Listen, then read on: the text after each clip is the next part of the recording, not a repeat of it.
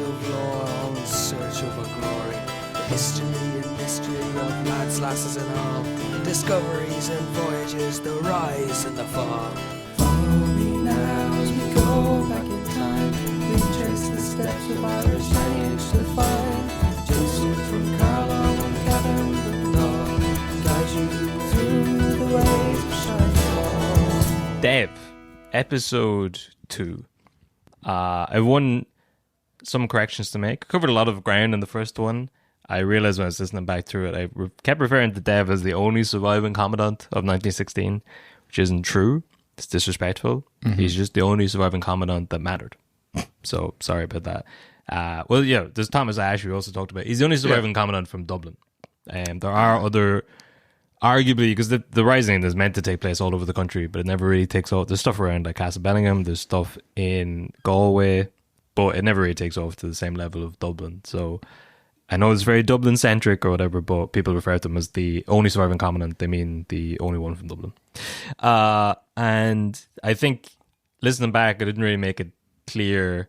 When I said the North immediately enacts the clause to remain in the UK, it's not really immediate. It's like later on in 22. Okay. The Irish Free State is meant to officially kick off on the 6th of December 1922, and the Prime Minister of the North, James Craig, he's got 30 days to opt out. He only needs one. 7th of December, he goes to the King and says, leave the Free State bastards at it, and the North opts out and remains in the UK. So in the first episode, we covered a lot of the same stuff that we covered across the 3 Collins episodes, and we finished with the death of Michael Collins. And one of the big questions in Irish history over the last 100 years is, what if Collins just didn't sign the treaty? What if when they came back, he just agreed with Dev and they said, fuck it, let's just not sign the treaty? And people will have armchair discussions about this for the rest of time, probably. But, you know, you get the threat of immediate and terrible violence that Dev gets from Lloyd George at the time. It's probably a bluff. The British probably didn't have... It's right after World War One, so they probably don't have the will of the people to go into another immediate war with, like, the Irish people. There is revolutionary movements in India, starting off at the time. Gandhi shows up in 1920. So in 1919, you've got internments sort of and massacres happening in India. Everything's kicking off there. There's the same in Egypt. I think they have their sort of independence by 1922. So the same period, the revolutions happen there. They are, as we talked about in the other episode, sending over the Black and Tans to mandatory Palestine during the same period. So they've got a lot on while also recovering from the Great War. I don't know if they would have had the appetite to invade Ireland. Then there's also... I mean, this is pure fantasy stuff. They would have. Hunger is a great sauce. Yeah, but there's the pure fantasy, but maybe America would have stepped in. America's already stepped in to stop no. Germany. I wouldn't. Do you reckon? Yeah.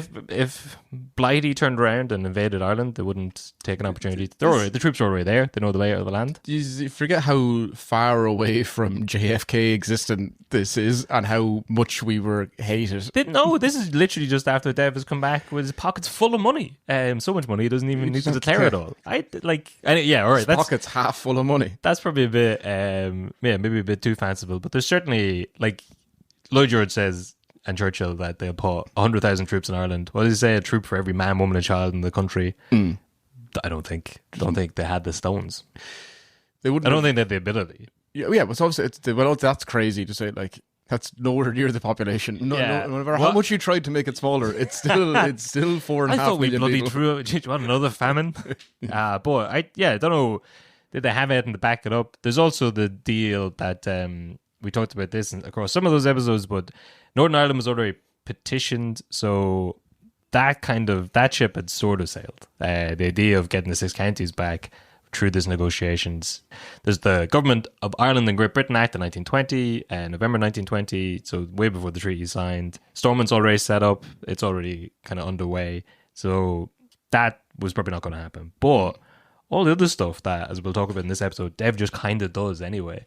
Yeah, probably could have been achieved during if Collins just had a. We'll say this though. Yeah. As we go through this, there will be very little mention of a man called Winston Churchill. No, this sort of he'll show up at the start of episode 3. Yeah. The Return of Churchill. Yeah, but that means that Right for now. all of this time now that we're talking about, Yeah. that there's a lot of Churchill seems to scupper a lot of problems for Ireland. That's true. That Churchill is- shows back up during wartime, and he's like, "You give him what? Yeah. For what did we get in return? Oh, nothing. Oh, and at least we got the port. yeah.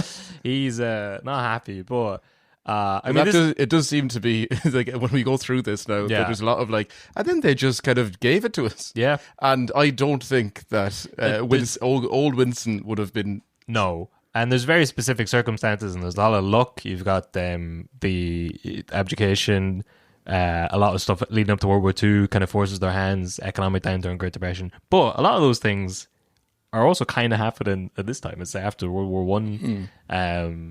I don't know. Yeah, I don't think it would have worked. I think the fact that it worked this time around is insane. But we'll talk about. But at the end of this whole series, we'll probably have a chat about Collins, Dev, the whole thing in general, but also because you've already picked your side there by saying, what if Collins hadn't signed the treaty? Well, what if Dev did earlier, like he did anyway? That's true. And what if he did the oath, and you go, That what is if true. he had we could have been 10 years ahead of that? Yeah. You could have started dismantling it instantly. Yeah. And then we wouldn't have had to have the Civil War and all of the other problems. But seemingly, I know what camp you're in now, Kevin. The internment. My camp is, why can't they all just get along? Yeah, and that's You why know? I wanted to see them both Yeah. leading the country together. I suppose they get a little bit older when they come back to the negotiation tables. Well, Collins doesn't, because he's been shot by. We won't get into it, but I don't know. Dev comes back to a different experience after the events of the early 20s, so maybe it couldn't have happened in 21. But he probably shouldn't have went around the country talking about the wading through waves of blood speech. Yeah, That's the not blood of Irish soldiers. Yeah. That's not great. So a lot of it can be put on. Well, some of it can be put on Dev's in his door. defense, he didn't think that was going to be reported on. That he Yeah, that's thought true, that was yeah. only for the people, the crowd in the audience. Yeah. That's because That's an early form of cancel culture. He's like, this is why he has a strict no phone policy for the rest of his speeches. Now you have to Ziploc put them, bags, put them in a little bag at the door or no entry. But so this is early, the first half of 1922, leading up to the death of Collins in August. Dev, he's the leader or the political face of the anti-treaty side. There's failed peace negotiations between him and Collins in May of that year. He's not at the four courts himself, but when it's taken over, they get blown out of it, assassinated, bombed in the Battle of Dublin. We got the death of Cathal Brugha. Then shortly thereafter, Harry Boland, who's another anti-treatyite, who's meant to be the reasonable one, I suppose, the last open negotiations between them. And then on the other side, the treaty side, you get Arthur Griffith dead and Collins dead, all in the space of about a month. So now the Civil War is ramping up in full scale. So you kind of think, Dev, this is only 6 years after 1916. six and a half, yeah. Yeah, time for Dev to take the old uniform out again, start rack up another line of speed, get back into the old ways. But it doesn't happen. Doesn't really become a military.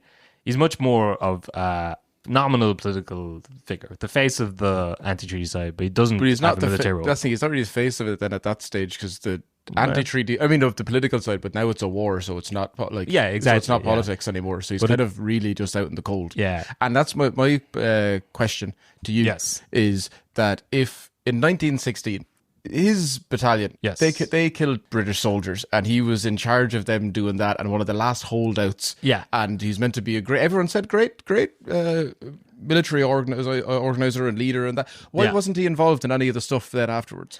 Um, Or, by any chance, did he not do a lot of that stuff in 1916? And it does lend some credence to the idea of him saying, set fire to the railways, and just being on speed. That may be a little bit. Because if you were, you'd go and do... What would be great for the face of the new rebellion would be to have you there. the old tactician. Yeah. Yeah, but The last remaining guy... Well, not the last guy at that stage, but like... Yeah. Yeah. Yeah, I mean, but I've read other stuff that the fact that, so they're... Armies love to see their king way in the back. Yeah. That's what they love. But Dev is, there's a lot of stuff reported that he's often referred to as the last person to surrender.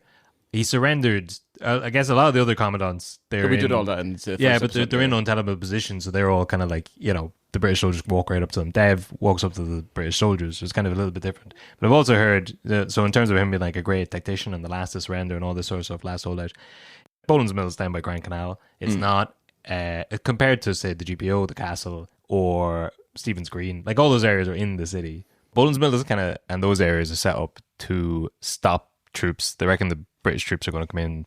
The reinforcements are going to come in through the docks and go up that way. So there's kind of snipers set up around the place to block them coming in. There's the Battle of Mount Street Bridge where snipers are keeping British troops pinned down. There's a lot of casualties involved there. Compared to, the GPO, the forecourts, those kind of places, they're harder to defend and they're more kind of symbolic. It's probably a bigger priority for the British to take those back. Probably easier too. You can send ships down the Liffey and stuff like that. Whereas Boland's Mill is probably more high risk, low reward. They've got snipers. It's kind of a bit out of the city. So maybe it's that. Maybe he's just a master tactician and people should have been listening to him. But also we talked about in the last episode, the idea of war shifts a lot in that period between 1916 and 1922. You've got Collins, gun runner, guerrilla warfare, shooting lads in the bed, all that sort of stuff. By the time the Civil War kicks off, everyone's into that. We had Dev walk in and take over the custom house. That's old-fashioned. That's 1916 stuff. So no one's going down for military advice these days. I guess when the Civil War kicks off, his big thing would be like, what if we all marched up to Dublin with our uniforms on, our heads held high? That'll send a message to those. What if ye marched up to Dublin? Sure. Well, I'll stay. To be fair to him, he does love, he is always front and center of these things. But so Liam Lynch is the head of the military organization of the IRA at this stage. And they don't really care what Dev has to say. He's good for having around because he's a political face and obviously people still recognize him and respect him from 1916, but they don't recognize him or respect him enough to put him in charge of really anything. So he spends most of the Civil War hiding out.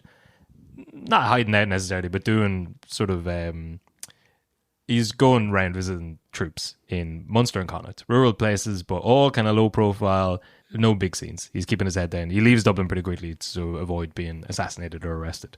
So he spends most of the Civil War just kind of duking around the countryside, talking to people and be like, keep the heads up, boys. He is in Ennis when Collins is assassinated, which is pretty close to Bill the Blow. But not that close. Not that close. But also, he could be further away. He could be. Yeah. But he's also, on the roads back then, in the cars they had then, you're probably talking a good chunk of time. Yeah. He does join back up to his old battalion, which is, again, a nice little symbol. He signs back up to the 3rd Battalion of the IRA's Dublin Brigades, just like he had done in 1916. Remember that? But it doesn't really get up to much. He writes, I think you were talking about this before we started recording, but Mary McSweeney, he writes to her in September 1922. So it's Terence McSweeney's sister. Yes. Did we talk about Terence in the first episode? We haven't. I don't think we've talked about him at all, but he's the former mayor of Cork, hunger striker. Yes, some part of the tensions during the war. Big old Republican. Yeah, we'll talk about him maybe in some other episode. But you probably just give him an episode. Yeah, sure. He's a huge figure. But Dev writes in a letter: "Reason rather than fate has been my master. I have felt for some time that this doctrine of mine unfitted me to be leader of the Republican Party. I must be the heir to generations of conservatism. Every instinct of mine would indicate that I was meant to be a dyed-in-the-wool Tory, or even a bishop, rather than the leader of a revolution." So he's kind of feeling a bit sorry for himself. He's a bit sidelined, doesn't really know what to be at. In October of 1922, the anti-treaty faction of Sinn Féin, led by Dev, they form a rival government against the government. They call it the Government of the Republic, and Dev is the president of that, but it doesn't really mean anything. Yeah. It's not recognized. It's not a real government, and he goes into sort of hiding then for the rest of the Civil War. Also, potentially, October 1922, maybe he gets excommunicated. The Catholic hierarchy released like a pastoral letter condemning the anti-treaty irregulars. They say it's a grave sin, and they do say that anyone who continues taking up weapons against the Free State will be excluded from holy sacraments, which is, they don't specifically name Dev, but like as the leader of the anti-treaty side, he is kind of blocked out of the church at this time for being part of we mentioned it briefly in the last episode that he's against secret oaths. He doesn't like, that's why he signs up to the IRB, much like a move he'll play later on in this story, I guess. He kind of signs it up with his fingers crossed. He's like, I'm in the IRB just so that I don't get left out of like important tactical stuff. I want to know when the guns are landing and stuff like that, but I don't want to know any secrets that I don't need to know. And as soon as this is over, I'm out. And the whole reason for that is it's the church. The church doesn't like The church loves secrets. The church loves their secrets. Yeah. They don't like you being part of other secrets. They don't like you talking about their secrets. Yeah. I'll tell you. Well, that is absolutely true. But that's why anyone who's in open rebellion against the government is gone. So he gets excommunicated. Now, he doesn't make up for it later on in the latter half of the game, but it's pretty funny. Mm-hmm. He's a very deeply religious man, but he doesn't let this shake him. In February, early next year, 1923, he's still talking about his own place and the whole thing. He says, I have been condemned to view the tragedy here for the last year as though through a wall of glass, powerless to intervene effectively. I have, however, still the hope that an opportunity may come my way. He doesn't even get to vote. He doesn't get asked in March of 1923.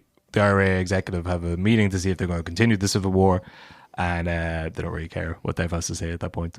So Liam Lynch is shot. Liam Lynch is killed by the Irish National Army. They are much better equipped. They're much better armed. They're really winning the fight against the anti-treaty side. Frank Aiken takes over from Liam Lynch. And within 20 days, in late April of 1923, basically, they calls a ceasefire. And by the end of May, they've given up all their weapons. So the Civil War is basically over. It's over by May. Dev supports the decision to end the Civil War. Not that anyone's really asking his opinion at this stage. He still thinks that his Republican ideals can be achieved through politics, through politicking. But that's put on hold for a little while because he is arrested in August of 1923 and imprisoned in Arbor Hill. So he stays in hiding for a while, I guess, as a high-profile figure of the anti-treaty side, but is eventually arrested. I think he's given a speech in Ennis or something, and they grab him. But even from prison, he stands for election and tops the poll in Clare. Get him out to get him in. Get him out to get him in. So that's the 1923 general election. So he's in prison for the guts of a year. He's arrested in August 1923, and he's let out in July of the following year, 1924. During that time, the 1923 general election sets up the first decade of Ireland as a free state. So it's not called the Republic yet or anything like that. It's the Irish Free State. And it's still heavily tied to the Empire and to the Commonwealth and to Britain, basically. But with Collins and Griffith dead, W.T. Cosgrove, he leads the newly called Cumann na Gael into the general election 1923. So Cumann na Gael, I guess, was one of the early names that grouped together with other groups to form Sinn Féin. And now these guys have split off from Sinn Féin because of breaks in the treaty, and they form Cumann na Gael. So Cosgrove's leading them into the general election of 23. It gets 63 seats out of 153. Cosgrove becomes president of the Executive Council. Sinn Féin, on the other hand, win 44 of the seats, which is pretty good, but not enough really to do anything. So they've got no political mandate this time, but he has come up with a scheme. His two main things he wants to deal with are, one, maintaining that we are a sovereign state and ignoring, as far as possible, any conditions in the treaty that are inconsistent with that status. A policy of squeezing England out by a kind of boycott of government general. And then the second bit, breaching the treaty by the oath, smashing through that first, and then compelling England to tolerate the breaches or bring her to a revision which led to something like the Doc 2 position, which is his Treaty 2 position he pitched. Now, isn't that just the exact same thing that Michael Collins, that they fell out over, that he was saying to do? Yes. Isn't that the entire Civil War is based over that, and Dev is the man who storms out of the Dáil and starts the Civil War? Yeah, but he didn't know Collins was going to do that. He told him he was. Yeah, he did. That's true.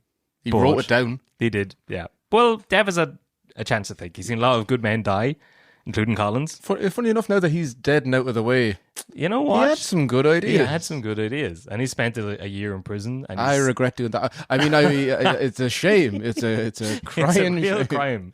But yeah, I mean, basically, yeah. The other part of I think it's true that Collins had planned to send in troops to take back the north. They're already starting the border campaign. Yeah. Now, maybe that would have fallen apart later on, but he has a more kind of proactive approach.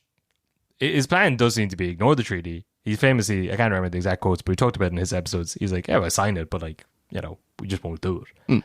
Which Dev is basically outlining here in the early 20s. And it's what he does. It's what he spends the next 15 years doing. But maybe you have to kill a man to appreciate his ideas. That's a famous phrase. So with this is his new manifesto. This is his way forward. He wants to get back into the Dáil again. Now, Sinn Féin has a policy of not taking their seats in the Oireachtas. They're not taking their seats in the Dáil. They don't recognise it, which is a good policy where that was their policy. They don't take seats in Westminster. That kind of led us to where we are at this point in the 1920s. But it doesn't make sense to be told to not take the seats in like your own government, because it means that basically Cumann Gael don't really have a real election until like the end of the 20s because there's no one to oppose them. Because no one to oppose them. Yeah, because the main party where everyone is voting for, their whole thing is that they won't take seats. So they're which you could just be in opposition, but I suppose you have to take the oath, so you can't. But you're meant, you have to say it. No, but you say it, in front of everyone. Yes, and say with your hand up and say, "I swear allegiance to the king" or whatever. Versus we'll get into his way around it. But so basically, with this new manifesto. He wants to take part in the Dáil. In March 1926, he puts it to Sinn Féin at the Ardvesh, I think, that once the oath of allegiance has been removed, entering the Dáil will become a question not of principle but of policy. So basically, once we get rid of the oath, we will be taking part in the Dáil, and that fails to pass.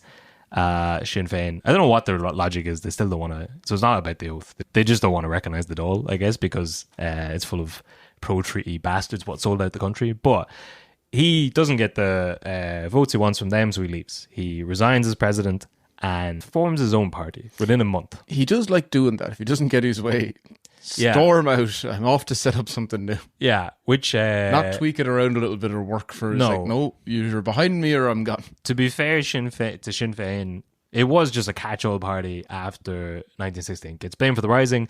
Every man, woman and child in the country that had a grievance against anything joined up to Sinn Féin to air their whatever. So it was a party, all things for all people. That's not sustainable over a long... It's not sustainable in normal circumstances, let alone there being a massive treaty, war and civil war in the interim, which a lot of people would have disagreements on any aspect of any of that. So obviously it fractures pretty quickly after the start of the new state. But yeah, he could have tried to rework it a little bit, but he figured easier just to throw the baby on the bathwater out, start a new party. A little party called Fianna Fail, which is the Irish for Warriors of Destiny. I forgot that was the name of it. You wrote that. Yeah, I'd forgot. That's what forgetting means. Yeah. Cumann Gael is like, Cumann is like a group. Yeah, the group of the Gaels. And Sinn Féin is then like us ourselves. For IRA. Yeah. Something like that. Irish Republican Army. Republican Army or something. But he sets up Fianna Fail. He's got big, heavy hitters. He's got Countess Markovich. He's got Sean Lamass. They're all coming in to help him start this new party. Their policies were securing the political independence of United Ireland as a republic and the restoration of the Irish language, a social system of equal opportunity, land redistribution designed to maximise the number of families on the land, and economic self-sufficiency. So, good country Fianna Fail style pursuits. Irish Republic, fields, and isolationism, basically. Yeah. Yeah, protectionism or whatever, yeah. But we want to give miserable poets a lot to write about. Yes. I mean, and that's Dev's vision for the country. Can you roll back for a second? Yeah. The Irish. The language? Yeah. Yeah, yeah. They're the one that's nearly dead. It's now. having a revival now. Yeah. But if running under the political... He was in charge for a long, long time. Yes. My dad can't speak Irish. No. My ma can't speak Irish. Can your parents speak Irish? It's Most of the older people in the country can't, and it's not like that's the time it was outlawed. They grew up in a time that would have been off the back of... Yeah. That's mad. And then by the time that we were in school, they were like, the best way to teach this is have an old man at the top of a classroom crying about being bullied by these children. Yeah. It's... I was talking to Lisa about this the other day, that it's the weird... It's like one of the temples of his new government. Because he himself, he claims he's not fluent, but his wife's a big Gaeilgeoir. He obviously put in the time to learn Irish, like before he meets her. You could say he does a lot of it for her, but he's going to... that's how he meets her. He's going to Irish classes. So obviously he had an interest in it beforehand. But then as soon as he gets her, he stops. Yeah, it is one of his... Starts learning German. It's one of his big things that he wants to push, and it is like, if it didn't happen then, it's hard to see it. Because not only is he pushing it, the whole political... No, I'm not going to say all the political parties, but there's a huge push for everyone to learn it. And the Gaelic revival, to get Irish plays, Irish stuff. And there's more... Back then, I'd imagine, there's more of... the importance of separating your identity from Britain is probably more immediate. Well, we may as well learn Irish and do Irish things, or else all those people who just died, there was no point to it. And also, you wouldn't be that far removed from people speaking it. It wouldn't be. There's areas around. There's There's I don't know. It always felt weird that if that's. Yeah. It was weird for our generation to not speak it, but for our parents' generation to have grown up, if it's one of the tent poles of the government. Yeah, it's weird. Like, why doesn't it take hold? I wanted to research that myself. I don't know if it would be worth an episode. Maybe we'll find someone. Listen, if you at home are listening shouting at the radio, if you know the answer, give us a shout. But I'm sure I'm sure people have written long essays about it. I know anecdotally, my granddad, he never liked the language because one of the ways they tried to reintroduce it to children was through, the Christian brother schools and similar outfits where priests would have literally beaten it into kids. Yeah. And that is, it turns out. And after all of that, they tried to teach them Irish. Yeah, exactly. The beating you get if you couldn't speak Irish was an awful lot worse than the beating you get if you could. But that's obviously not a good way to get children to learn anything, it turns out. Yeah. So that was the first, they lost a generation to that maybe. And then... Well, people always say it's like sport would always, but anytime we would have played a Gael skull, all of their sport, like you never know what they're saying. Even though we were also being taught Irish every single day, when they would call out stuff, we're like, I wonder what that means. Yeah. I used to do it as a bit, but like in primary school, when another teacher would walk in and they'd want to talk so that the kids wouldn't understand them, they'd have a secret language called Irish. The language they were in charge of teaching us. They would openly speak to each other, saving the knowledge that we didn't understand them because they weren't fucking teaching us properly. But there's a fancy name, I think, for Gaelic. Gaelic, that's the one. There's a Vatican decree or a papal bull or something down the line where like the Vatican says every country can choose what language to give mass in. So it's not fully the British' fault that we don't speak Irish. It's also the classic second fiddle, the church. If the church had chose to deliver mass in Irish, might have kept it up in rural communities. There's the pub, the school, and the church. That is the foundation of every rural village and town. I tell you and right, if the church had helped. If you made pubs around the country, Dublin, all around the rest of the country, or even to start with one, €1 cheaper per pint. Now you're talking. You're speaking now you're talking Irish. Yeah. Well, I've seen it in Galway, go into places and they'll shave off a couple of cent or whatever for coffee if you ask for it in Gaelic. A little bits like that. Feck your couple of cent. Yeah. But I'm coming in to speak Irish. Yeah. €5 pints. Place would be absolutely hopping. Imagine if we had sold this to Dev. That's instead of beating kids, bringing it to schools. What if you speak Irish, you get a pint for €5? That's an Ireland worth fighting for. But yeah, I don't know. It's unusual that it doesn't take hold. There's a big political will for him, and we talked about this as well before. But a lot of them are changing their names into Irish. There's a big importance, much more so back then than there is now, on a Gaelic revival and getting the language out there. And you could argue that it is it's a bad idea economically, especially when a country is starting out. English is the language of international commerce and it's useful for making trade deals, and it would be bad for the economy to focus solely on Irish. Turns out they don't give a shit about that at all, so that's not a reason. But the economy is going to be fucked for the next 15 years anyway. But there probably is a hangover as well from the famine. Can't blame everything on it. But church, British and the famine. Yes, there's a lot there, and a lot of people from Gaeltacht regions would have died or left. That is true. And as in, I don't know. Was there ever, when was the last time Irish was the main language spoken, say, in Carlow? Or, Kildare would be proper Pale area. That you go, all of those, you're talking 5 or 6 of the most populated areas, counties. Yeah. And they're not speaking. No, but you can look at census breakdowns and maps. There's, good maps showing basically where people marked in the census they could speak Irish. And it is after the mid-1800s. It just completely goes into decline. And they didn't have a Duolingo. No, that's true. You have to think about that. That is true.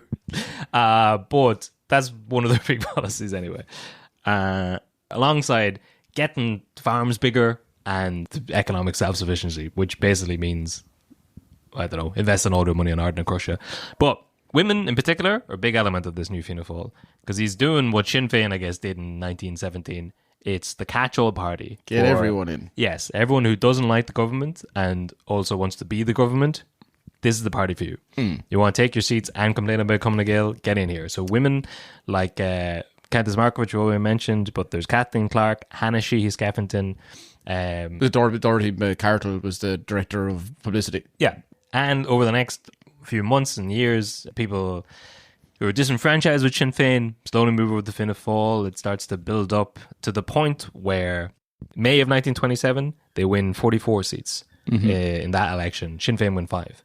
So it is just a great idea that if you look at it like from at this time, you've got, right, so any of like Dev's cohorts or any of like his diehard fans, that they're all with him. Then you go, the people who are now fed up of the idea of, well, obviously they don't want a civil war again, so they can get all of those in. Then there's other people who are just like, oh, that seems to be the popular party, and I hate the current party, so let's jump ship and go to over there. Fuck you, people who are like, McSweeney, get out of here. But then there's also the people who were supporting coming to Gael, who turns out they weren't voting for that. Like, they weren't expecting Cosgrave to just turn over and hand everything to the church. Like, from 1916, it was said that Irish women are going to be even keel with men. And it's like instantly they just run back on everything that's what we all said and agreed. It is, and that's what we all want. And they said that was said in haste. That was probably by a woman.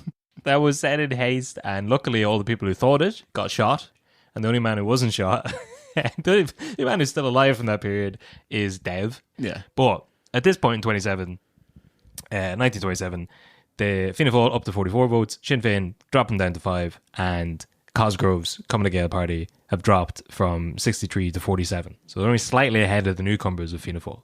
So, bit dodgy for them.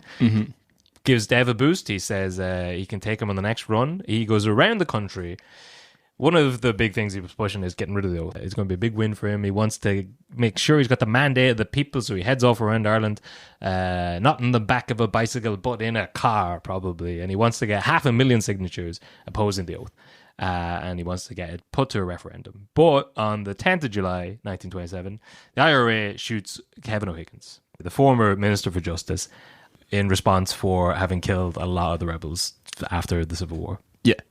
Basically, he executes 77 anti-treaty prisoners, including the best man at his wedding, Rory O'Connor, who had occupied the forecourts, or else he was Rory's best man. Either way, not a good one. And, you know, this is a very sensitive time. Thank God, again, for COVID, because we didn't have to really address the centenary of any of these events. We kind of glossed over them, but this is akin to, 1916, everyone loves blaming the British for coming over and shooting James Connolly strapped to a chair. Wasn't even allowed to stand. This is very bad. This is not great. Not great. Yeah. Now, can I ask you a question? Yes. Do you think Kevin O'Higgins was killed by Dev? I'm going to abstain from that one. But we were joking before this about Dev's kill list of, people say, Colin's shot, not any real evidence to support that. But there's the same amount of evidence to support a whole list of people that he might have had killed. There's certainly a lot of opportune deaths in his road to power. Yeah. Well, just because it's that he uses, not to say he uses this, but as he's driving around the country trying to get 500,000 people to sign up, Kevin O'Higgins gets shot. And then you have to go, oh, that's if I keep doing this, there could be another civil war, or it's the... Yes. Yeah. So, but now because of that, you have to turn around and go, now surely is the time to sign the oath. Because or else it'll just keep going the same way, or we can either go back out in the cold, or we sign the oath. Yeah. Maybe he planned it. Maybe. What if he just thrown it out there? Proper conspiracy theory. Yeah. But what if he had him shot to go like, this is my way to be able to sign the oath without getting people they're still going to get on his back. Yeah. But he's like, look, I've got no other option. But it's funny that one day I've talked to the church. They told me this is the way to go.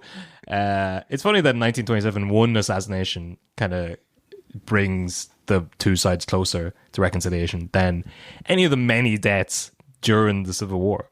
Like Collins didn't do it. Like, like that could have been a moment where everyone says, what are we doing? We're brothers in arms here. Let's just sign the damn thing and we'll start ignoring it straight away. This kind of gets them back around the table. But Kevin, O'Higgins and the O'Higgins family are kind of the perennial losers in the face of Dev. They keep just getting dunked on by Dev and Fianna Fáil in general. We talked about Tom O'Higgins on the last episode. Yeah, run through them all. So Kevin, right, to be fair, bad form. He kills a lot of the anti-treaty fellas, including... I'm going to say it. He deserved it. He did, yeah. O'Connor, Liam Mellows, who was, a lot of people say Dev is the only last surviving commander in 1916. Those people are wrong. It should be have their podcasts taken off them. Liam Mellows is also there. Joe McAlevey, but amongst a lot of others. But O'Higgins had his dad was killed. during the Civil War, like by an anti-treaty IRA raid in 1923. And then his nephew, Tom O'Higgins, goes up against Dev for the presidential race that we'll talk about in episode 3. And then that Tom O'Higgins' dad, Dr. Tom O'Higgins, who is Kevin's brother, he is not a great figure either. He is the fellow who goes up. I checked it after that last episode. Very anti-Noel Brown. Okay. Not a good look. Not good. And it's that story you had from the first half where he is the medical officer who says that Dev almost certainly had a mental breakdown in 1916. Also, another reason maybe to have him silencioed. But whatever happens, this, in response to the violence, the state introduces the second Public Safety Act, which introduces the death penalty, and an electoral amendment act, which basically forces TDs to take the oath of allegiance before they even run. So I think before they should to take it if you got elected, if you want to take your seat, but now even if you are putting yourself forward to run, you have to take the oath. How did it take them so long to think of that? I don't know. That feels like a little bit, that's too invasive. But even before you even think of doing it. No, I think it's basically no more of this. But just say that, like, if you know that the oath is a part of it, that is like, how did they not think of that instantly? Surely, because they'd all done it themselves. They'd all abstained from going to Westminster. Like, it's happened before, and it's clearly what they're going to do. But surely, for Cumann na Gael, it's a win-win because they're like, what our main opposition, their whole thing is that they can never take seats. Fine. But now getting ahead of it and making Fianna Fáil do it before even running, that is a way. Because in fairness, it does make sure that you're going to run opposed, or no matter how much they win, you're still going to be in power. Yeah. But it also is a signifier to show you the specific numbers of how popular this other group is. That's true. Yeah. And then you can see how popular they are, and then all these other people have been like, oh, they're that big and they're not going to take. That's fair. Yeah. And then there's it's better to have 100% of the vote than 40% of the vote and then stick it in. Yeah. But so Dev, he condemns the attacks, and there's a possibility of a civil war being started again over O'Higgins' assassination. So not the time to be pushing the referendum. They've got this mandatory thing now where you have to take the oath before you even go for an election. And Dev does one of his famous, for want of a better term, a Schrodinger maneuver, which is a little tee up for episode 3. I fucking hate that phrase when people are just like, oh, Schrodinger's X, but this is the one time I'll allow it. Which is very gracious of myself to let me say it. But Schrodinger will make an appearance in episode 3. But basically, what's inside the box? Yeah, well, Michael Collins. And what age are they? But this is a classic move of diplomacy for Dev for the next period of his sort of leadership. What if you just do what old man Collins had said all along? Sign the oath and just ignore it. Or, sign the oath and cross your fingers. Or sign it with a bit of paper over it. Well, yeah, he goes to the church. Yes. And he has to go and that's really gets the idea for the empty formula. Beautiful term. Great term. But also makes you think, did he go to the church about everything he was doing? Because it only says almost certainly. Yeah. Not even more than the church. He went straight to the Vatican in some instances. But go on. Direct line. Yeah. He didn't trust the boys around him. But their idea is, what if you just do the oath, but just don't believe in it? Yep. It's like, if you think about all the Irish people who go to Mass and don't believe in God. Yeah. It's kind of the same. But he's like, just don't believe in it. And then so he goes in, and in fairness to him, because he's staunch Catholic, he takes the Bible, allegedly. Don't look at me. Yeah, he takes it and puts it in the other side of the room. Yeah. Might cover it up so you can't see this. Yeah. Gets a piece of paper. They say he used to do that making love as well. Mm-hmm. Is the Bible in the other room? That was a sign there was going to be another child in the way. The wife just has a tiny pocket Bible all the time. Yeah. No. You can't. Yeah. But so with the Bible over in the corner, he goes back to the table, sits down, gets a blank piece of paper, and covers the majority of the page of the book. Yeah. So you can't see anything there. Yeah. And then right before he signs it, says something akin to, "I'll never sign an oath," and then just signs his name. Or I'll have this book destroyed. Yeah. Yeah, there's a few, people say it's a few different, Well, yeah. But also, never had the book destroyed. Was in charge of the country. He's the head honcho for decades. Never had the book destroyed. It's still there. There's a line from him basically at this time saying, he brings this to Fianna Fáil. He says, the required declaration is not an oath, that the signing of it implies no contractual obligation, and that it has no binding significance in conscience or in law. That, in short, it is merely an empty political formula which deputies could conscientiously sign without obligations of loyalty to the English crown. Which doesn't make any sense. No. It's the same thing. And there's a big question. if that's true in 1927, why was it not true in 1921? Like, why? This is exactly what Colin says. What if we signed it and just ignore it? And now Dev has gone on a little pilgrimage, and they've been like, yeah, just fucking. Well, it's because he's not in charge of the country. Like, he's not in charge. He's not. He wasn't back then either. He was the political leader of the most important part. Like, that's. Yeah, but now, but now that he's not in charge, so he has to finagle a way around it. So all of a sudden, he's very happy to go back on his morals. Yeah. Well, no, he's not. He's not going back on his morals. He consulted with great minds, and he said, it turns out this oath of allegiance that we're signing doesn't actually mean anything. It's not a contract. But this is where he loses all the support of the women now, though. Yes. Hannah Sheehy Skeffington. Yes. She's out. Yes. Doesn't like this. Dorothy McArdle. One of them really gives out to him. It's like scathing letter. Yeah. And one of them is like, I can't abide by this. And the other one's like, fuck you absolute. But Kathleen Clark is the big one. This is the Shannon.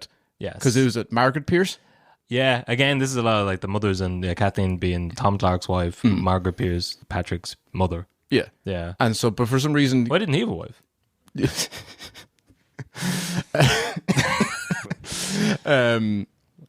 No red.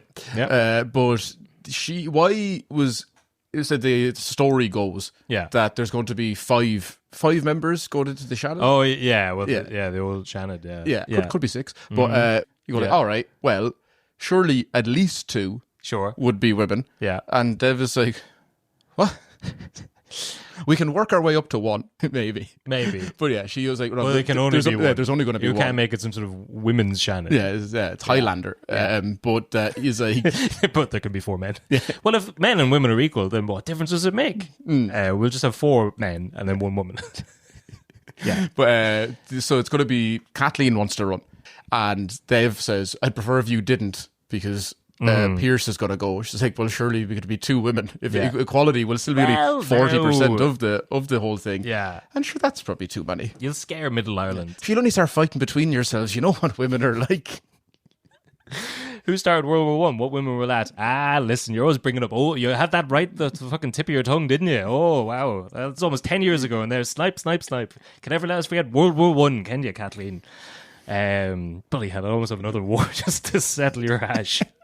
But yeah, you're right. Like, at this, he's a catch-all party. He promises everything to everybody in order to get this new party up and running, including, feminist values. I had read one almost certainly not true quote, but it was a joke. It was an example of Dev's quick wit. At some point during one of the election campaigns, some woman tried to get a bribe out of him. She was basically like, I'll vote for you if you give me 2 hens. And he said, I can't promise you a hen, but I can promise you a party of hens. And then he winked. More women in the party. Yeah. Yeah. He didn't deliver on that. Didn't do that at all. No, but he didn't give her hens either. So, can't trust the man.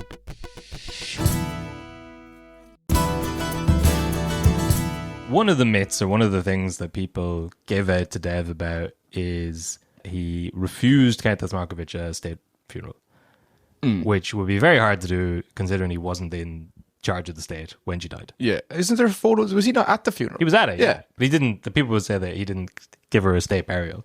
It wasn't up to him. Yeah. It was a Common Gael situation. But, Markovic... Because we were just talking about the oath there, I guess. Dev's have to say about the oath doesn't mean anything, whatever. Back in the original debate for the original oath in the 1920s, Markovic, she says about the oath, now, if we pledge ourselves to this oath, we pledge our allegiance to this thing, whether you call it empire or commonwealth of nations, that is treading down on the people of Egypt and of India, and in Ireland, this treaty, as they call it, binds us to stand by and enter no protest while England crushes Egypt and India. And mind you, England wants peace in Ireland to bring her troops over to India and Egypt. She wants the Republican Army to be turned into a Free State Army, to hold itself faithful to the Commonwealth of Nations while the Commonwealth sends its black and tans to India. So that is all still true, I suppose, these days. Mm-hmm.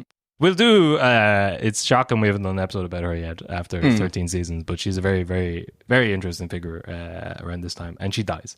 She dies, doesn't have a state funeral. People blame Dev for that. Wasn't his fault. He wasn't in charge. He gives a speech. He's with her at the end and he speaks at her funeral. He says, Madame Markovic is gone from us. Madame, the friend of the toiler, the lover of the poor. Ease and station she put aside and took the hard way of service with the weak and the downtrodden. Sacrifice, misunderstanding, and scorn lay on the road she adopted, but she trod it unflinchingly. She now lies at rest with her fellow champions of the right, mourned by the people whose liberty she fought for, blessed by the loving prayers of the poor she tried so hard to befriend. The world knew her only as a soldier of Ireland, but we knew her as a colleague and comrade. We knew the friendliness, that great woman's heart of her, the great Irish soul of her, and we know the loss we have suffered is not to be repaired. It is sadly we take our leave, but we pray high heaven that all she longed and worked for may one day be achieved. Words of a chauvinist. Did he push at all for her to have a state funeral? Yeah, but sure, what the hell? He wasn't in charge of it, but he's basically... It's a comrade. He's I like... suppose they... Well, she was... Yeah, Yeah, now... Communist Markovich. Yes, well, anti-communist sentiment wasn't in full flux at this point. The Russian Crown Jewels episode, that's up on Headstuff Plus. There's a revamped version of that if you want to go back and listen to it, but I did like a brief overview of why people don't like communism in Ireland in the 30s, but I guess you get away with calling someone comrade back then, but not about 5 years after this. But that's nice from him. You say he hates women. He's nice to them when they're dead. Not all women. But he's right back into it. In May 1920, he's pushing, I guess, for various petitions for Cumann na Gael to... He's not pushing for state funerals, but he is pushing to get the oath removed. He also... I don't know, was this in 1922 or 1924 or both times? He gets arrested in Northern Ireland and put into solitary confinement for about a month. Maybe he does this twice in the space of the 20s. Yeah. But he's not meant to be in Northern Ireland. I guess he's just barred from there because of all the things he tried to do. Which, not as much as other people have tried to do, but he is not meant to be up there. But what's he doing up there? He's getting arrested. Yeah, so for I think he's doing it on for purpose. a show. Yeah. Well, I mean, that's all the unionist papers that I read about is they say he's just up there to be paying no mind to him. He keeps walking up here to get arrested every couple of years, but he's a busy man. Not so busy. What are you doing up here, Dev? Well, I just wrote the wife, so would you have 2 to 3 years for me to 1 month service? Come on, man, do me a favor. She's got 7 kids. I mean, we have 7 kids. But maybe he's sick of how the press is portraying him this time, because 1931, time for Dev to start his own newspaper. In his words, the paper's objective was to give the truth in the news. That will be the chief aim of the Irish press. The Irish press will be a truthful journal and a good newspaper. That's... it's a big statement from Dev. It did confuse me. I remember... I'm sick of these people reporting on my speeches. Yeah. No more slanderous. Dev, that is what you said. Listen, I don't care what I said on that. I was in the back of a truck in Ennis, all right? But a man says to the people there, that's between him and the crowd. You don't need to report it in the national paper. Can a man not have a cup of tea? Yeah, for God's sake. But the... Where did he get the money for setting up his own newspaper? He does go back to America I feel again. like he hasn't been working for a long time. He left his job pretty young to be an Irish Republican. He was in jail for a long time. He was the in wife jail. was at home as well, not working.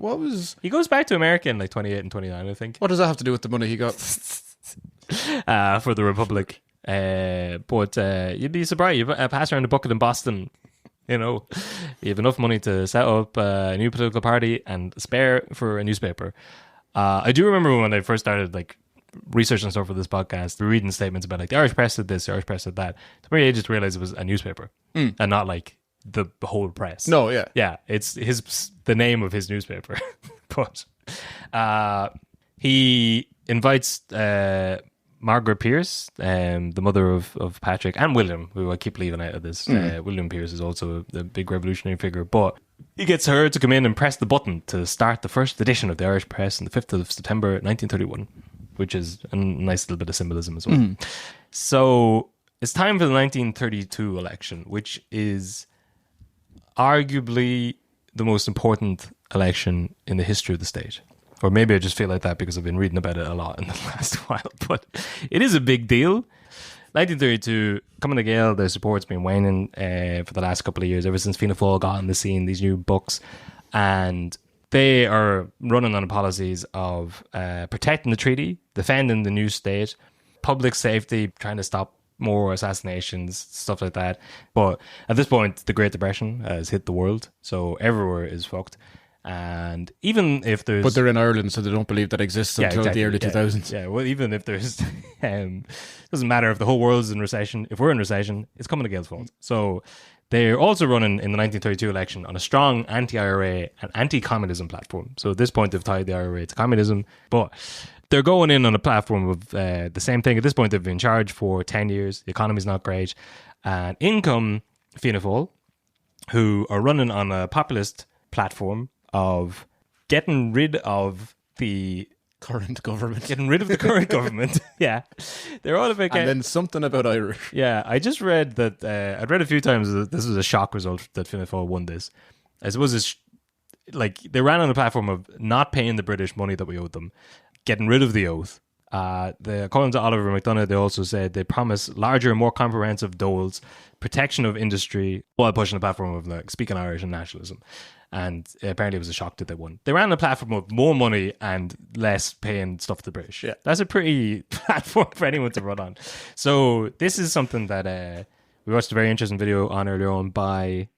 Irish Nation Lives. Yes. We watched a very interesting video on by the Irish Nation Lives about Dev and his trade war in the 1930s. But basically part of it was going back to the late 1800s as a land act where the British government, which was in charge at the time, would give people loans to pay 3/4 of the money that land was worth. So this is trying to combat absentee landlords and Irish people not being able to live in their own land. And there's a real push against that sort of thing after the famine. And in order to placate the Irish, maybe there's political movements, and there's agrarian riots up and down the country, and a big political movement to push for home rule and all that sort of stuff. They're like, what if we just let you buy the land that you're living on? We'll give you 3/4 of the money it's worth, and you just pay that back over the next 35 years. No rush at all. So they give a lot of money to Irish farmers to buy their own land, which frankly wasn't the British government's to be granting at the time, but fair enough. There was interest. There was interest rates, so it's not exactly benevolent, but now we're into the early 1930s, and Cumann na Gael have been paying installments back on these what are they called? Annuities. They've been paying installments back on these annuities the whole time. So they've been paying. Basically, I think at this stage it was up to local governments to collect the money and pay it to the government, pay it to the British government, who have been kicked out of the country 10 years ago at this point. And it turns out Fianna Gael are still collecting money to pay the biggest absentee landlord of all, the British Crown. So this is a very easy sell to the Irish people, just to be like, what if we didn't pay that? What if we took that money?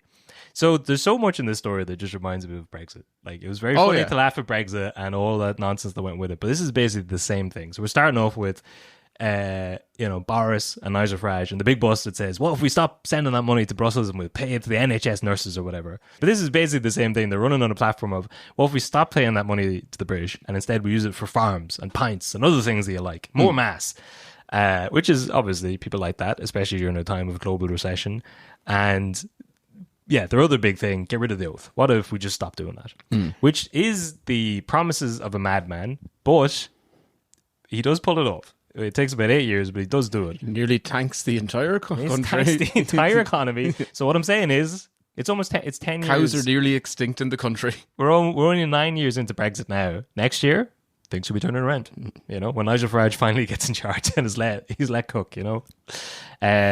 So apparently it comes as a surprise that Cumann na Gael are defeated by Fianna Fáil in that election of February 1932.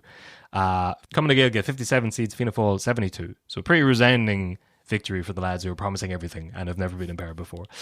They don't have enough for a majority though. They're 7 seats short, so they go into power with Labour. Or there's some amount of seats short. Labour 7 seats, basically that makes up government. Fianna Fáil majority, Labour the minority, and on the 9th of March they get into power. Fianna Fáil are in power for 61 of the next 79 years. It's like, between then and the election of 2011, there's a 41-year period between 1932 and 1973 where it's just Dev, Sean Lamass and Jack Lynch as Taoiseach. And John A. Costello does non-consecutive stints in there. So other than that, it's 3 Fianna Fáil men who run the country for the next 41 years starting at this point, other than Costello showing up twice. And doing a lot in those 2 stints, but that's a hell of a run by anyone's measure. And they hit the ground running. First year, they talk about in American politics, I guess, your first 100 days of being the president, what you get done. It's where you get the secrets. It's where you get the UFOs. Yeah. It's where you release your JFKs and your Epstein lists. It's where you find out what if you don't do it the first time, you definitely will do it the second time.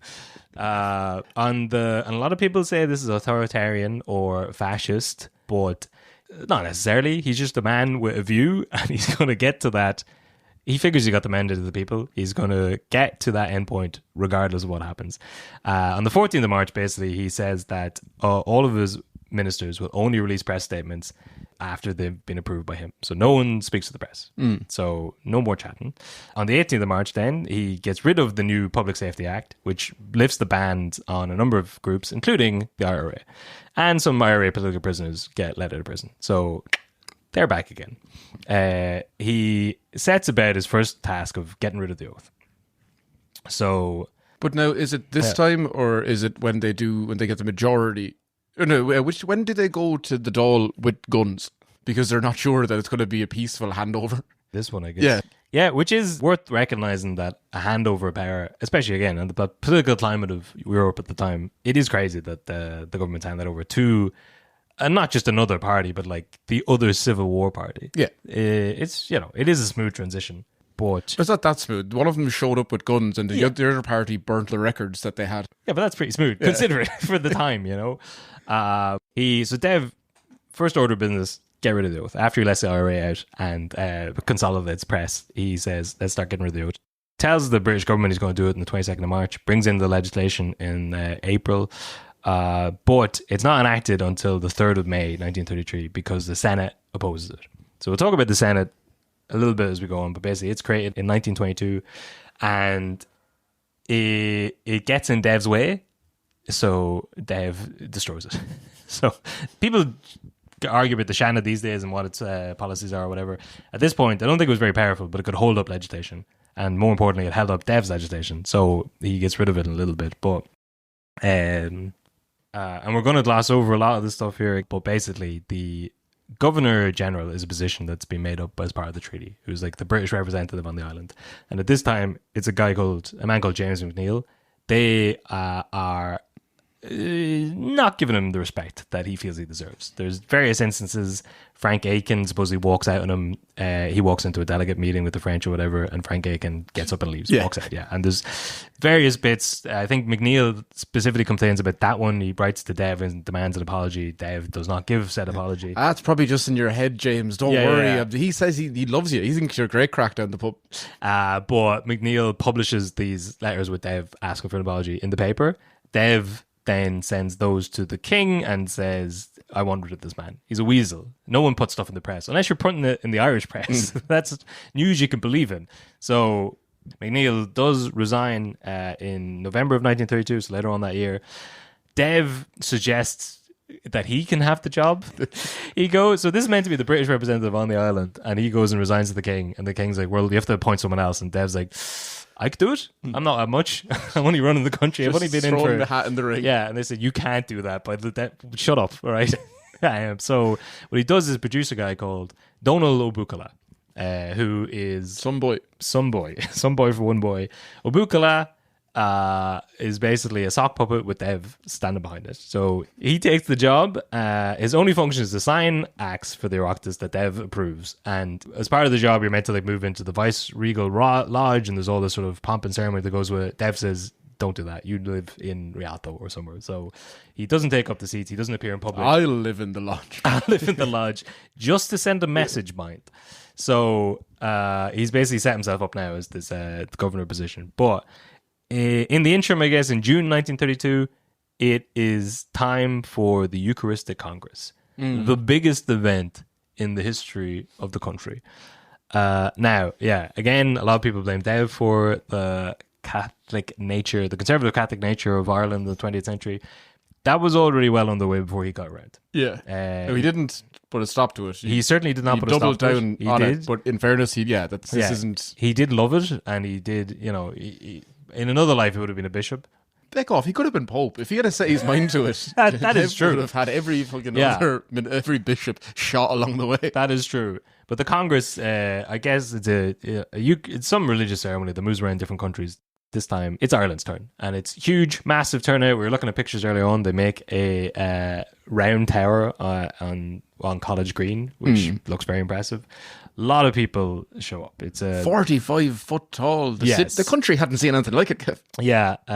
It was meant to be the 1500th anniversary of St. Patrick's arrival, which I don't know where the hell they got that number out of. But and you said earlier they put it where the King Billy William of Orange Yeah, statue that's used to true. be there. And which wouldn't have been long gone, I think, at that point. Yeah, it's probably blown up in the early 1920s. And then they just bring in a big old round tower. Yeah, it's New Ireland, which is really a really, really old Ireland. But a portable round tower that we're bringing in here. Yeah. But I think it is portable. I think it's only there for that. Yeah. So we'll see it in Kilkenny tomorrow. It's on wheels. Yeah, that's there. Like. So that's already well in motion. But Fianna Fáil had put their stall out early. I guess they assert their Catholic credentials when they take power in April. They had said they're in favour of suspending sittings of the Oireachtas on church holidays, so everyone gets church holidays off. Which is a good motion from them, just to be like more days off for the boys. And they want to open the Dáil sittings with an appropriate form of prayer. And also they want a crucifix to be on display in the chamber. So they're letting it be known. Again, Dev, I guess, when's he get recommunicated? But he's earning his way back. When he's doing all of this, he's probably already they're back probably in like, that's fair enough. Also, a little bit Illuminati or whatever, but his old alma mater, Blackrock College, president of that, John Charles McQuaid, the soon-to-be Archbishop of Dublin. He's president of Dev's old school, where he had the happiest days of his life. Interesting. Anyway, so Dev's going to be talking about not paying these annuity payments the whole time. He campaigned on it. He told the British he's not going to pay them. And in May 1932, the British government confirms that the money hasn't come in. So it's the first time they haven't paid them. I think it's about 5 million a year, which is a big chunk for the British government. That's a lot of money. Back then money. That's huge. And you're like in the interwar period. Also, the Great Depression has hit them. There's a lot of money to suddenly disappear. But on the flip side, a lot of money for Ireland now to have and not be handed over to the British. So this kicks off the economic war of the 1930s. Dev has said, we're not paying you this money. The British government says, please give us that money. Dev says no. And they go into talks for the summer of 1932. The talks fall apart in October over a disagreement on... They're trying to set up a panel, basically, to arbitrate this situation and see, do the Irish legally... Do we have to pay back the money that the British gave us to buy land? Our own land. And talks break down over the issue of the British want the panel. Dev wants this adjudication panel to be made up of people from all over the Commonwealth, all around the world. The British just want the panel to be made up of British people, which might be a little bit biased, but the talks fall apart. Dev says we're keeping the money, and the British respond by hitting us with big tariffs. So they put 20% import duty on all agricultural goods coming from the Free State, all agricultural products. We respond by putting a massive tax on coal, but at the time, I think it's 96% of Irish exports are going to the UK. 96% of everything we make in the country that's being sold abroad is going to the UK. And Dev looks at that figure and says, we can do a lot with 4. You know, a country can run on 4%. We could turn that 4 into 6. Yeah, so it's insane. He kicks off this tariff war. We slap tariffs on British goods coming in, mostly coal. Unemployment goes way up. Who needs coal when you've got turf and the shivering cold winter? As long as Fianna Fáil promised never to take this out of the hands of Irish people. David said to Fianna Fáil, the Ardèche, in November of that year, that basically we have to push this, because if we don't, he says, then you could have no freedom, because at every step they could threaten you again and force you again to obey. What is involved is whether the Irish nation is going to be free or not. So he's saying, all in. This is the gamble. Let's not pay it and see what happens. I've got the power. But he doesn't have all the power. He's still got Labour as the sort of minority government. And they are obviously focused on jobs, labour, work rights, stuff like that. The unemployment base number, I think, had gone from 30,000 to 80,000 in the space of a couple of months. It's like 6 months. Yeah, only from March to October, it jumps to like 50,000 people. And the economic war hadn't even really started yet. Obviously, that's not going to play well with Labour. But Dev says, fuck Labour, we don't need you. And he goes to, which is a crazy move, but in early 1933... January 1933, less than a year after the last election, calls a snap election. And with all this going on, running on a platform of, listen, trust me, I did all the things I said I was going to do. I haven't paid the British. They're very annoyed. It might be a little bit rocky for a while, but it'll probably be fine in the end. And people fully buy into it. Yeah. He gets up to they increase their amount of seats. They go up to 77 seats, 49.7% of the vote. Half the people in the country are on board with Dev's Mania. Yeah. Which is amazing. Think about it. Yeah. It's going to get a lot worse. It's going to get way worse. Yeah, if he had it's barely started. Yeah, if he had waited a couple of months. That's literally what he calls wouldn't have got in, yeah. Yeah, he calls a snap election. He's like, let's get this out of the way now because this is going to be the best it's going to be. So running against them in that snap election, we've got the other big party of Irish politics, Fianna Gael, which at this point, after Cumann Gael, they lose the election to Fianna Fáil. They don't know how to be in opposition. They suffer a couple more losses in by-elections the next couple of years. But they basically look around and they try and roll in with other parties to form a bigger party. Namely the National Centre Party and famously the Army Comrades Association, better known as the Blue Shirts, which are basically, I've seen it argued that they're not a fascist party. Their leader is 100% a fascist. So you can say it's argued. I've seen the photos. Yes. Now that's all Ono Duffy. So at the time, so basically the Blue Shirts are set up by our old friend. All the hundreds of men behind Ono Duffy in unison. Our old friend formation. Tom O'Higgins, whose dad and brother, to be fair, had been killed by the IRA.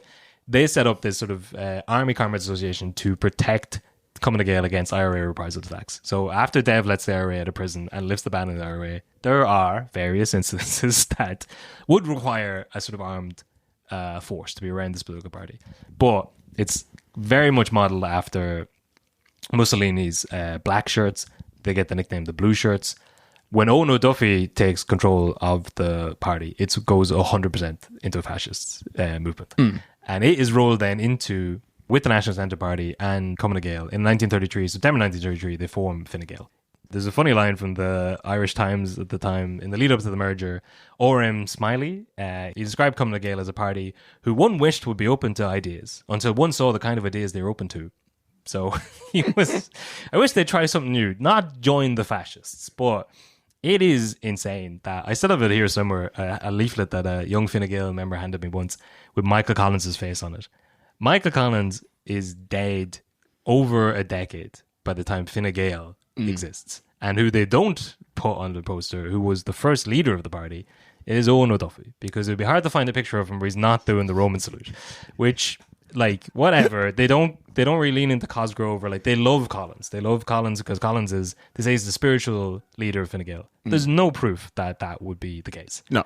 He's so far removed and so much has happened in the interim. There's, who knows what side of the fence he'd be on, but you can almost certainly say he wouldn't be involved in Fine Gael. But because he got shot in the head. Yeah. But there's no, he's not at this stage affiliated with any party. Yes, that's true. He's an open player. And Dev's on the other side. Yes. So might as well. There's a tiny bit of logic to it, but it's insane that they lean.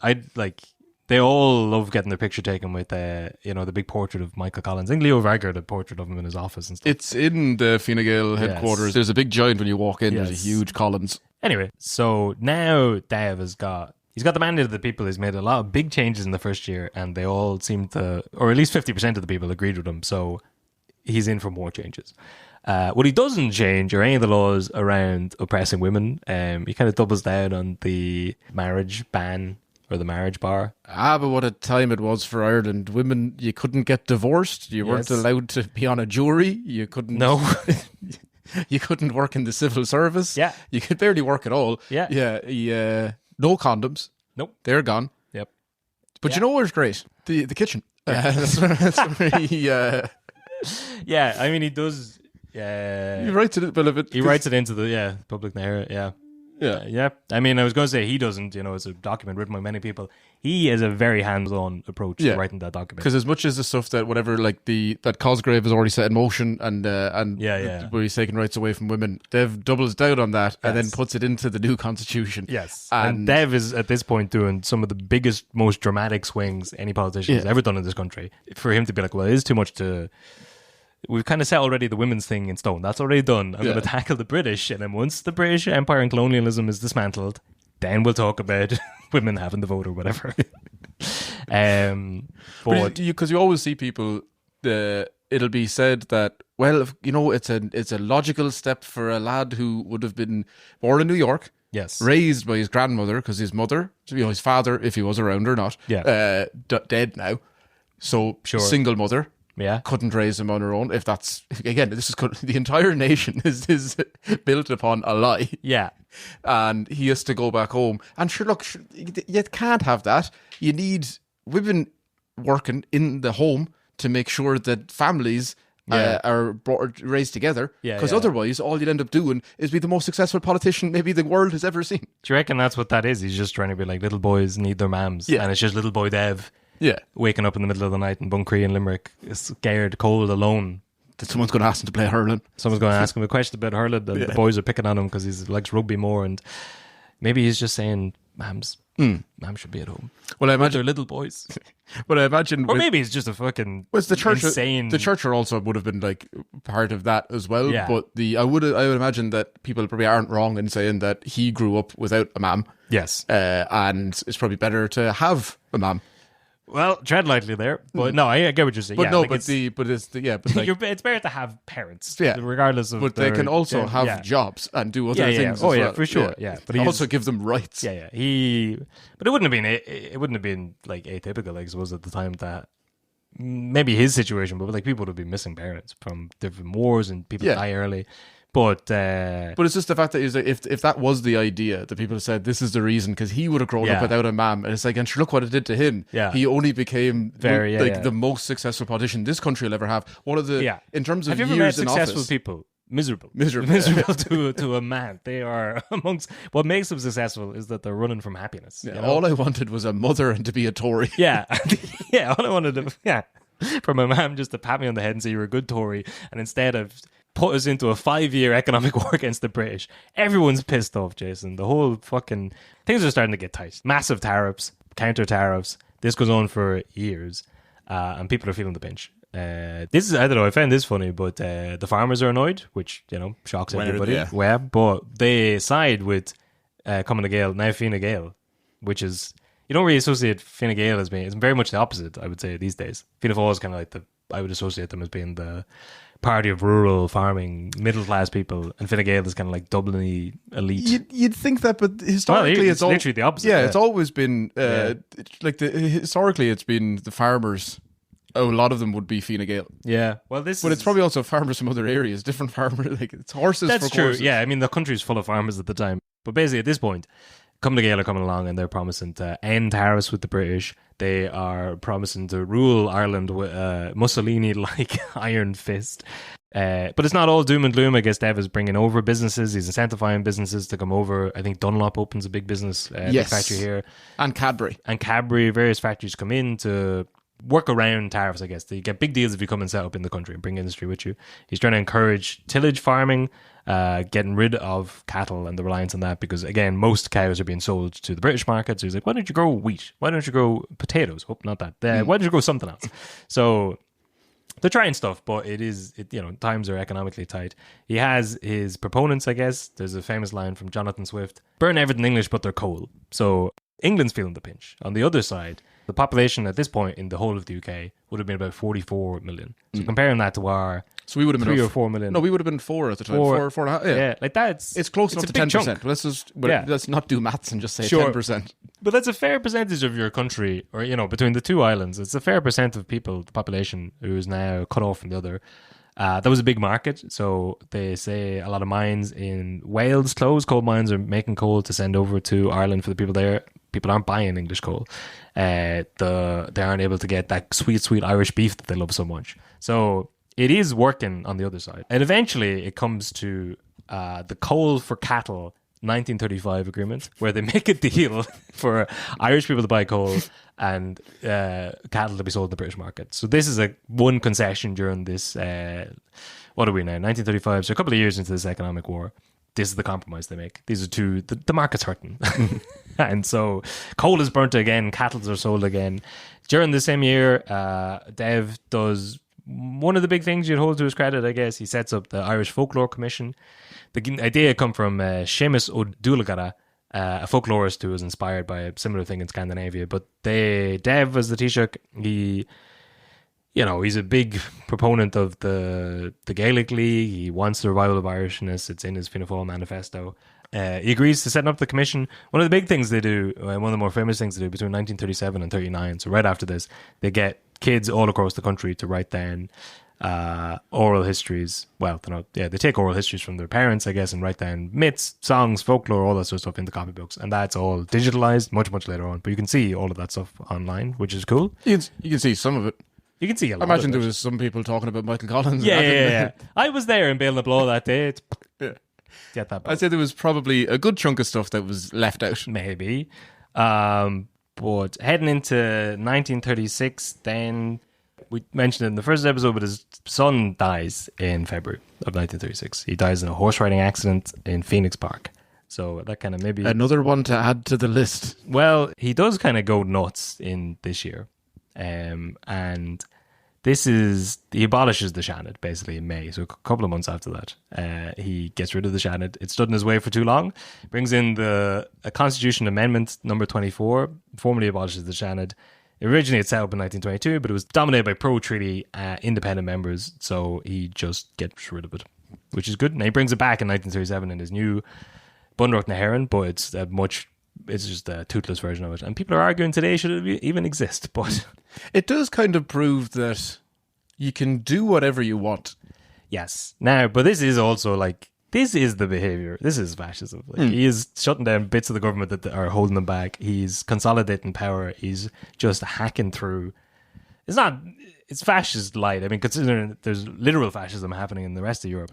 But it is difficult to compare to fascism. With actual. It's a literal 1-for-1 at this period in the mid-30s. But he is, shutting down a wing of the government because it's standing in your way is not great. But... fuck it, doesn't mean anything. He'll bring it back the way he wants it. This is your big conspiracy, but July of that year, Patrick Hogan. My big conspiracy is fungi.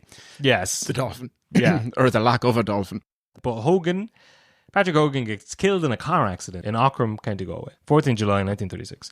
He's still a serving TD. He's in the opposition, but... due to his death, there's by-election, Fianna Fail get the seat, and I think this is what tips him over into a full majority. So now, slowly over since the last election, 1933, they've been winning by-elections. I think this is the last one they win, or one of the big ones. But not enough paranoia around Hogan's death, I think, for me. He dies in there's a cow wanders onto a track and it crashes. And shoots him in the head. Yeah. But he would have been he was a big figure in Cumann Gael and specifically around agriculture, which is an industry that's given Dev a lot of hassle at the time. He would have had the voice and backing of a lot of rural big farmers in Galway. And fucking automobile. Who even has a car in 1936? And he's dead. Fianna Fáil wins the by-election and they're in. Even more powerful than before. I think that's... We should look into that. But anyway, I think you should look into any time. There's a lot of debts that kind of fall his way, I guess. Yeah. Starting with Collins and then all the way up until. But you could when wars are happening, you're like, okay, yeah. So outside of wartime, it's odd how many people. Well, the war never ended up here. Kev O'Higgins, Hogan, they got in his way, but. Maybe none of that's true and he just died in the car and it's a tragedy. But how old was he? Old enough to know better than Cross and Dev. No, I don't know. It's a grown man. Yeah. 22-year-old heart attack. Yeah. But also in the summer of 1936, when the rest of the world is sullying itself and going over to Mr. Hitler's Olympics, bending the knee to a man who's committed atrocities against the Jewish people, everyone's bowing and scraping over there to validate him and to put him on a platform. Ireland says no. We're not going because we're not allowed to bring Olympians from the whole island. The Olympic Committee of Germany doesn't recognise Northern Ireland as part of Ireland's claims, which is a bit fucking rich coming from 1936 Hitler, but that's why we don't go. Yeah. Fuck them, I say. We were on the right side of history there. But then it's not long, it's only a few months after that they come over. Hitler's Nazi German soccer team come over to Dalymount that October. Yeah. And we kicked the shit out of them. 5-2. We beat the Nazis. A different time. Yeah. We had a good football run at this point. I was going to say, not the last time you see a Nazi salute. No, you wouldn't see that now. But it was fun to see in Dalymount, of all places, Dalymount to have a Nazi salute. Well, another thing that you shouldn't see in Dalymount. Well, 1938, Dev got in a lot of trouble for going to a football match with Douglas Hyde. This is jumping ahead a little bit, but Douglas Hyde was the first president, which is a thing that Dev made up. But... they go, so there's a ban. We talked about this a little bit in the first episode that Dev wasn't seen at rugby games in later life. The GAA had a ban, basically, Rule 27, that meant if you were playing GAA, not only could you not play any other sports, you weren't allowed to go see any other sports. So you weren't allowed to attend football or rugby or cricket or anything like that. And apparently they used to send down squads, GAA squads, to like make sure there was no one watching.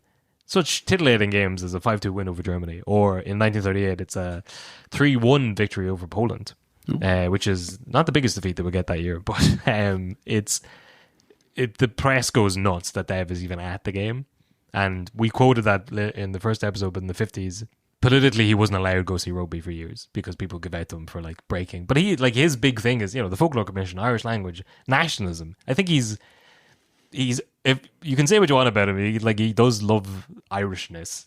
I think he loves just not the games, not necessarily. But he's not saying like we should just go to rugby. He's like, just let me go to what games I want to go to. So I'm not playing GAA, and I'm not going to watch GAA. I don't care. I'm going to rugby. Yeah, anyway, it's pretty funny, but he really doesn't like that. He goes off on a big rant about that in 1943. But this is crazy because he would have, because he didn't play GAA because he played rugby when he was younger, so he wouldn't have been. Yeah, and this ban was in by the time he was playing.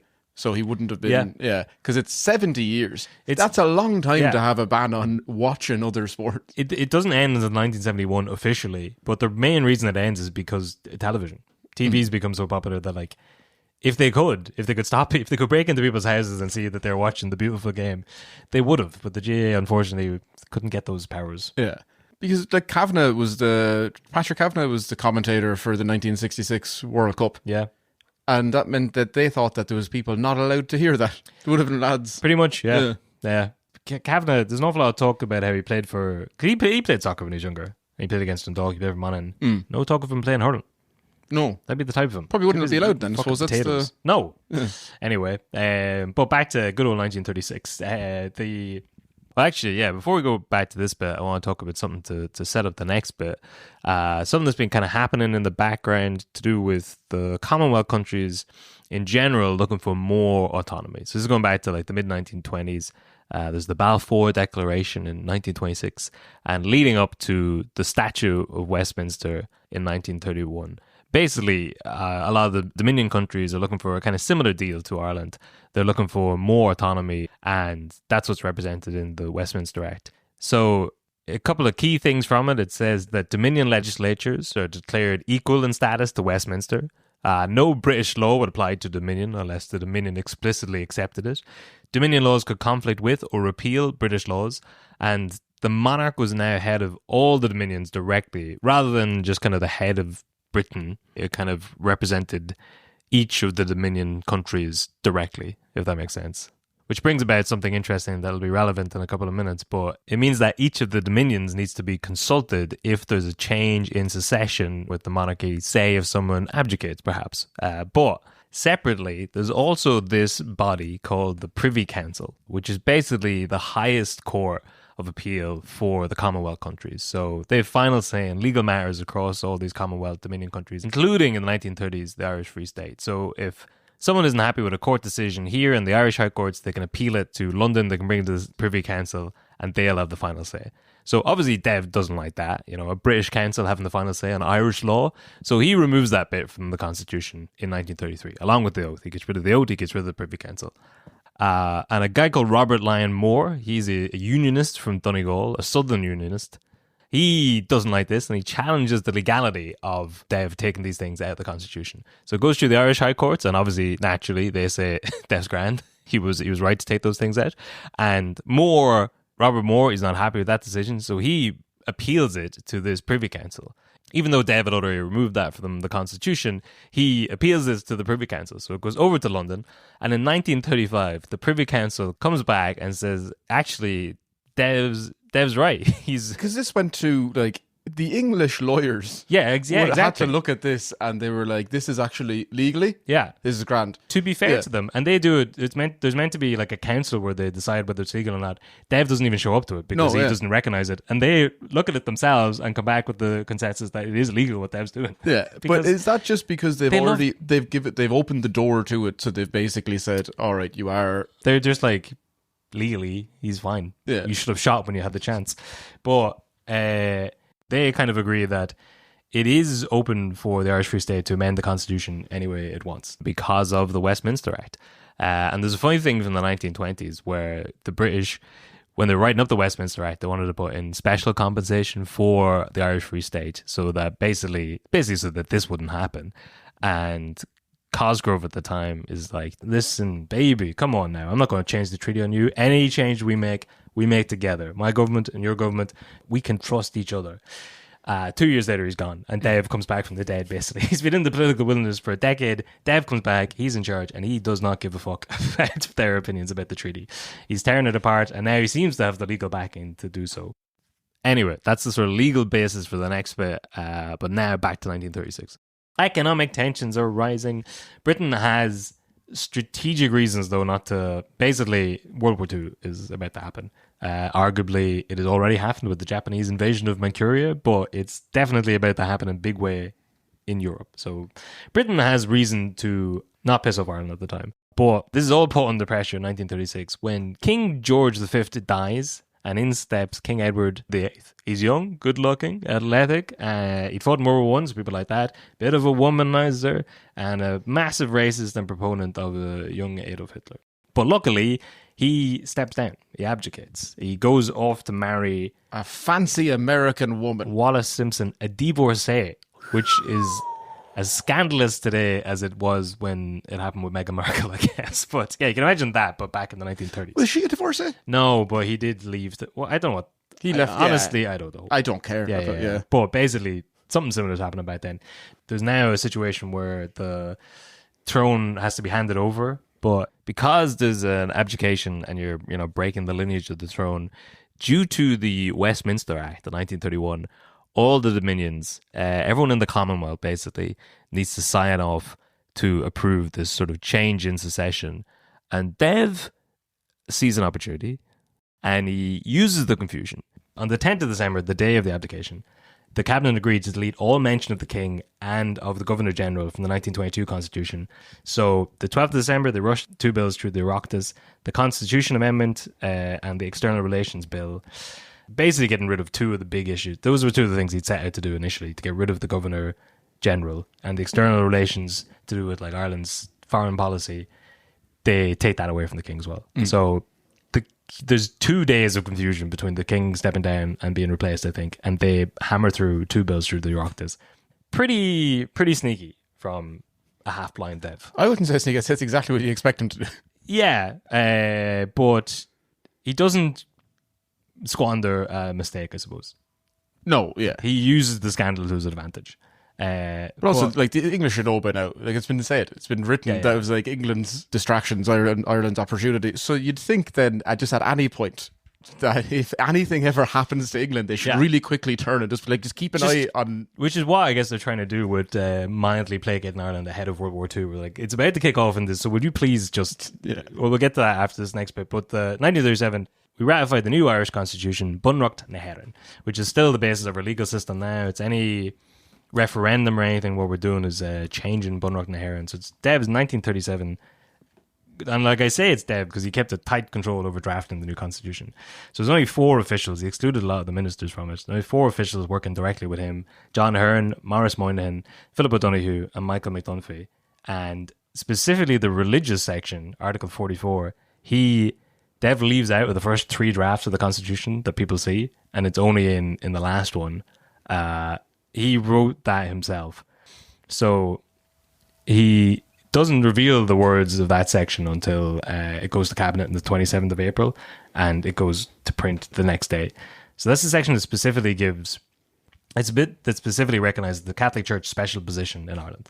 It also specifically gives like a special position to Judaism and Quakers. It gives them recognition in the Constitution, which is again a big thing to be doing in 1937. Supposedly, he goes above or behind the backs of the Cardinal Joseph McCroy and John Charles McQuaid. He goes straight to the Pope, which is exactly what all the Protestants in the North. This is exactly what they said. Home rule was Rome rule. He's pretty much fulfilling that only, 10, 20 years later. And this is going back to your point earlier, I guess, but Louis Bennett, a trade unionist and feminist at the time, wrote in the Irish press in May 1937 that the Constitution's provisions reduce women to a position of inferiority and economic dependence. Mr. de Valera has always been a reactionary where women are concerned. He dislikes and distrusts us as a sex, and his aim has been to put us into what he considers our place and keep us there. And by our place, she means the home. The home. Yeah, which was enshrined in the Constitution as well. And we tried to get rid of that the other year, and we lost our minds. But as part of the Constitution as well, he's like, so now he's gotten rid of he's gotten rid of the Oath of Allegiance, he's gotten rid of all the external powers, he's gotten rid of the Governor General. He also creates the office of the President of Ireland.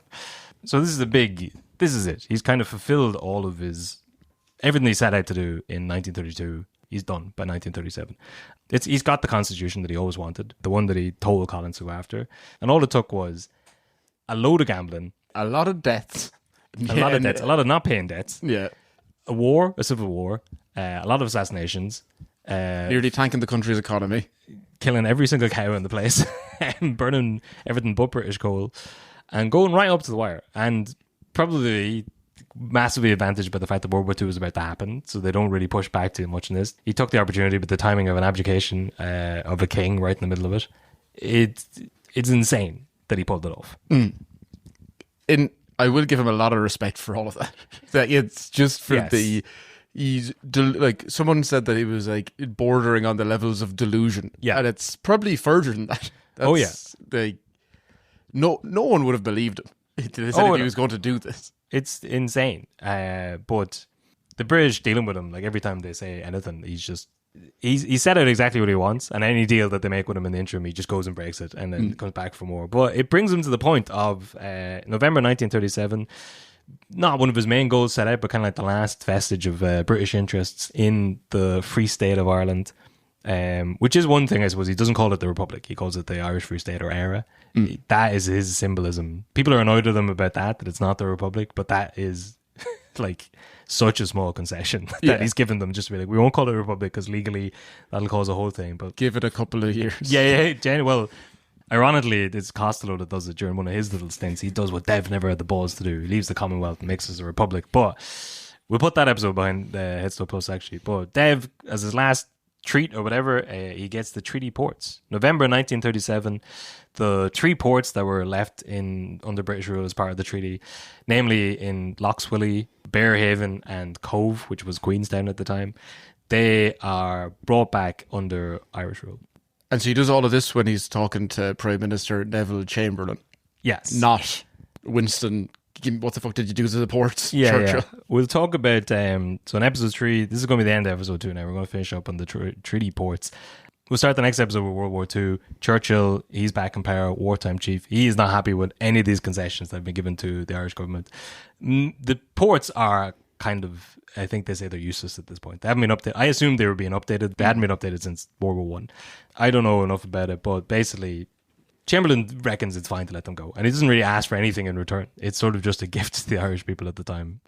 But the big negotiations they have with the new Anglo-Irish Treaty Agreement, and this is what we finish up on in April 1938, this is the end of the economic war, basically. Again, heading into World War II, the British government wants the Irish government on side. They don't want them to be tempted by Germany, which, to be fair, is a thing that we wear every once in a while. It's probably why they gave us the ports. Also, they had asked for, like, can we use them if war props up? Yeah. And we were like, maybe. No. No. But we won't join the Germans, but we're sending weather reports to everybody. But the last concession we get is the annuities.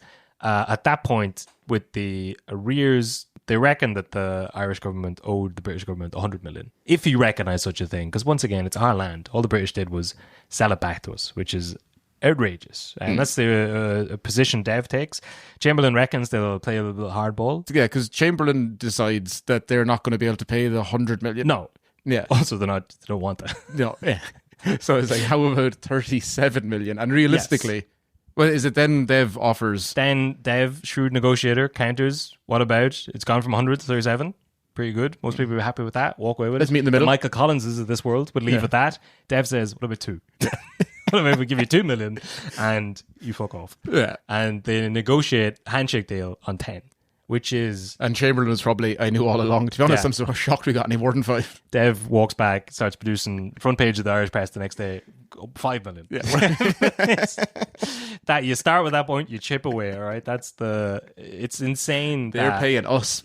Yeah, it's insane that they get. It's a crazy deal, and all it took was about 6 or 7 years of holding a gun to Irish people's heads, farmers losing business, people emigrating, the economy going to fuck. But he got what he wanted. He's removed.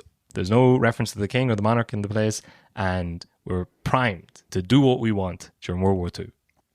That's it. That's the end of episode 2. Hope you enjoy that. We'll have episode 3 next week. We've got coming up World War II, Schrodinger's cat, all that sort of stuff. President Dev, the JFK assassination. Where was Dev during that day?